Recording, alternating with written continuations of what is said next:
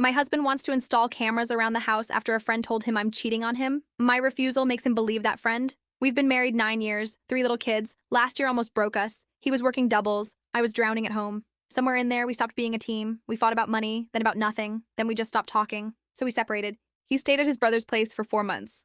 Those 4 months were the worst of my life.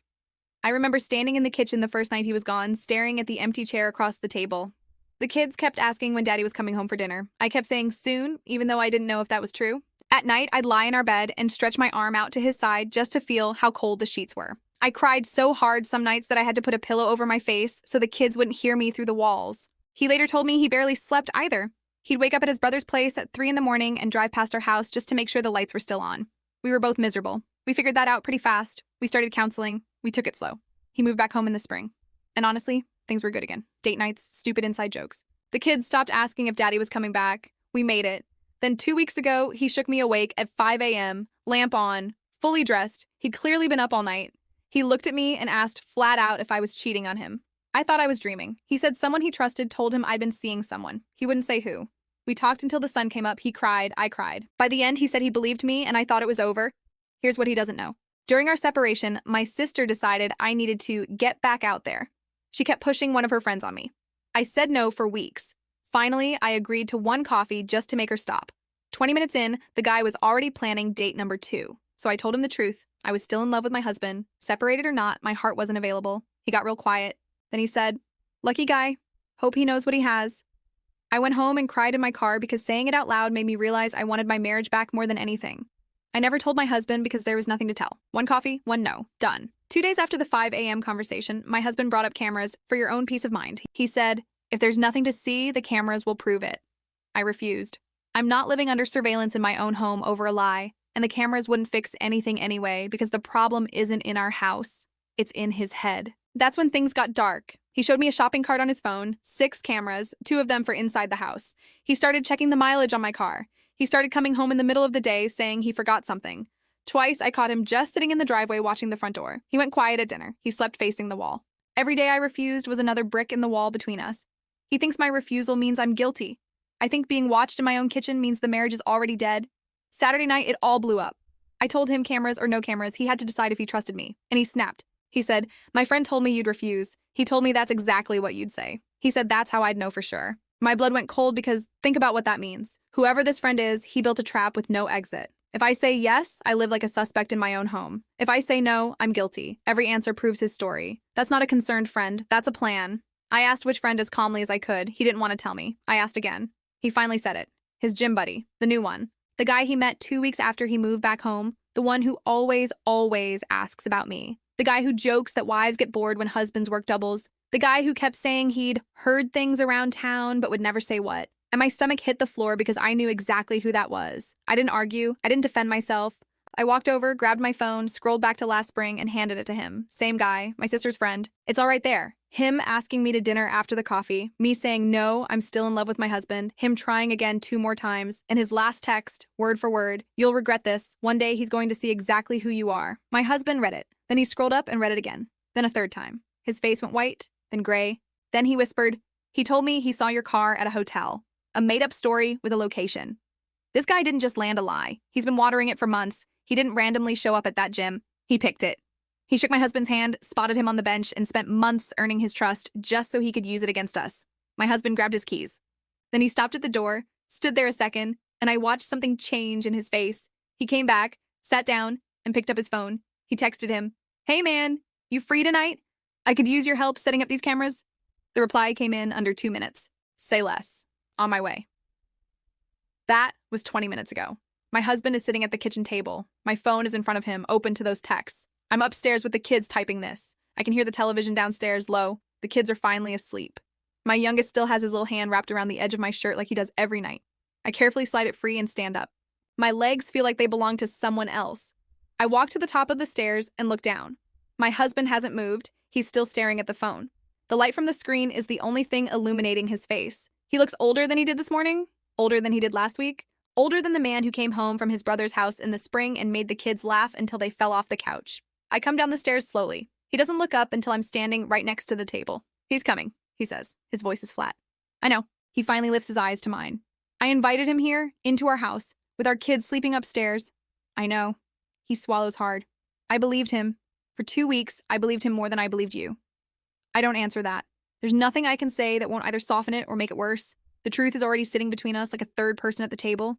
We both hear the car pull into the driveway, headlights sweep across the living room wall, a door shuts, footsteps on the walkway, then the doorbell. My husband stands up. He doesn't look at me when he says, "Stay here." He walks to the door and opens it. And there he is. The same guy from the coffee shop, same smile, same easy posture. He's carrying a small toolbox like he actually came to install cameras. "What's up, man?" he says, stepping inside like he belongs here. "Ready to wire this place up?"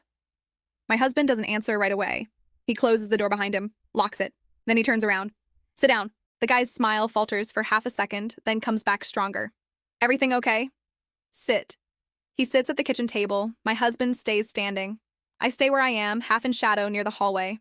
My husband picks up my phone, unlocks it, and slides it across the table so the screen faces the other man. "Read." The guy glances down. His eyes move, then they stop. Then they move again, slower. The smile is completely gone now. "That's from a long time ago," he says. "Keep reading."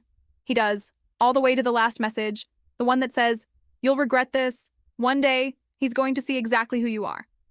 Silence fills the kitchen. The refrigerator hums. Outside, a car drives past on the wet street. My husband speaks first. His voice is quiet, almost conversational. "You told me you saw her car at a hotel." The guy opens his mouth, closes it, then tries again. "I thought, you told me wives get bored when their husbands work doubles. You told me you'd heard things around town. You told me if she refused the cameras, that would prove it. You built the whole thing so every answer she gave would make her look guilty." The guy's face is pale under the kitchen light. "Look, man, I was just looking out for you. After what you went through last year, don't." My husband's voice cracks like ice. "Don't you dare use last year." He leans forward, both hands on the table. "You didn't look out for me. You spent months becoming my friend so you could destroy my marriage because a woman you barely knew said no to a second date." The guy stands up too fast. The chair scrapes. "This is crazy. You're going to believe a bunch of old texts over me?" My husband doesn't raise his voice. He just picks the phone back up, turns it so the screen faces the man again, and says one sentence. "These texts exist. Your story doesn't." Something in the guy's face shifts. The performance drops. For a second, he looks exactly like the man who sat across from me in that coffee shop last spring, entitled, "Surprised that the world didn't rearrange itself for him." "She should have just said yes," he mutters. My husband's fist hits the table hard enough that the salt shaker jumps. "Get out of my house." The guy looks at me for the first time since he walked in. Really looks. I don't look away. I want him to see that I'm still standing here, that the marriage he tried to poison is still breathing in this room. He opens his mouth like he wants to say something else, then seems to think better of it. He walks to the door. My husband unlocks it and holds it open. The guy steps out into the night without another word. The door closes. The lock turns. For a long moment, neither of us moves. Then my husband turns around and walks straight to me. He doesn't stop until his forehead is against mine. His hands come up and hold the sides of my face like he's afraid I might disappear. "I'm so sorry," he whispers. "I'm so sorry." I don't say it's okay, because it isn't. Not yet. But I put my hands on his wrists and keep them there. We stand like that in the middle of our kitchen while the house stays quiet around us. Upstairs, 3 little kids are sleeping, still believing the world is safe. Downstairs, 2 people who almost lost everything are trying to remember how to breathe in the same room again. He pulls back just enough to look at me. "No cameras," he says. "Not ever. I don't need them. I need you." I nod. My throat is too tight for words. We walk upstairs together. He checks on each of the kids the way he used to before everything got broken. I watch him from the doorway. When he comes back into our room, he sits on the edge of the bed and just deflates.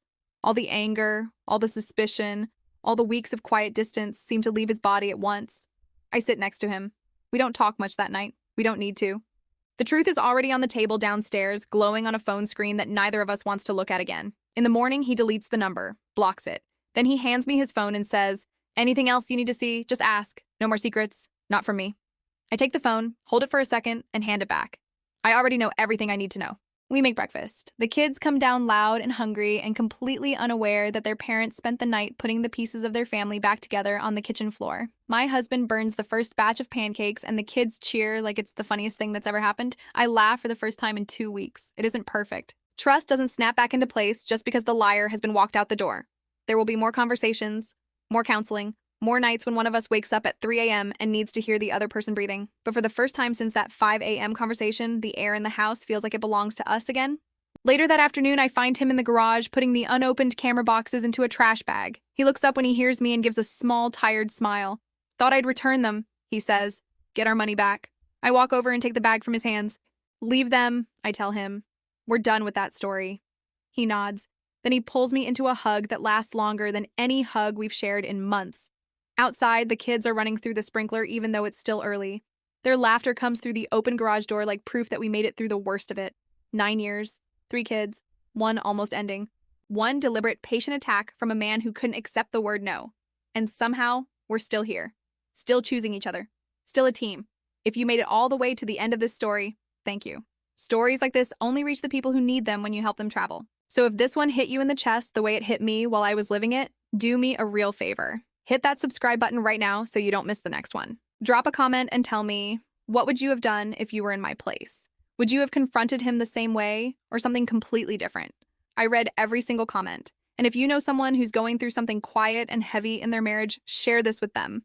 You never know who needs to hear that the truth still wins. We're building something here, one real story at a time. Stay with us. I'll see you in the next one.